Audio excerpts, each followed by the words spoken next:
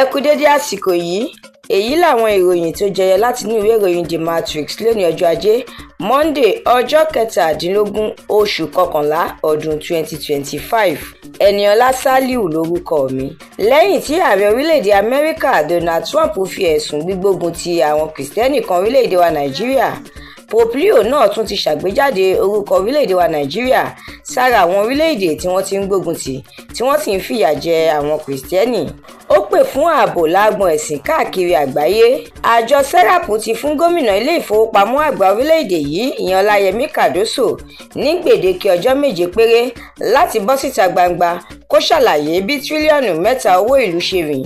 Ó pè fún kí wọ́n dá gbogbo owó náà padà ní kíákíá láìṣẹ́kù nǹkankan. Àjọ Center for the Promotion of Private Enterprise CPPE ti ní bí ìjọba àpapọ̀ orílẹ̀-èdè yìí ṣe ṣèraró lórí ìdá 15 lórí epo bẹntiróòlù àti dísù tí wọ́n bá gbé wọlé láti orílẹ̀-èdè míì yóò dá nǹkan rú díẹ̀ lágbọn káràkátà epo rọ̀bì. Àjọ NDLEA ti rọ́wọ́ tó afurasí ọ̀daràn kan tí wọ́n ti ń wá tipẹ́. Òbítíbitì oògùn olóró ló gbé wọlé láti orí omi ní ìpínlẹ̀ Èkó. Ẹgbẹ́ òṣèlú ADC yóò ṣí olú ilé ẹgbẹ́ rẹ̀ tuntun ní ìlú Àbújá lónìí. Ààrẹ Tinubu ti rán àwọn ìgbìmọ̀ àlàáfíà sí ìpínlẹ̀ Plateau.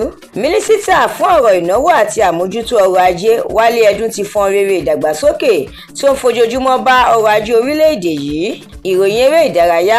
Ìrètí orílẹ̀-èdè wa Nàìjíríà ti pin lórí àti kópa nínú ìdíje ife ẹ̀yẹ àgbáyé lọ́dún 2026 lẹ́yìn tí wọ́n gbá ọ̀mì tí orílẹ̀-èdè DR Congo sì nà wọ́n pẹ̀lú àmì ayò 4-3 nípele goolíwòmí-ń-gbà-sí-ọ.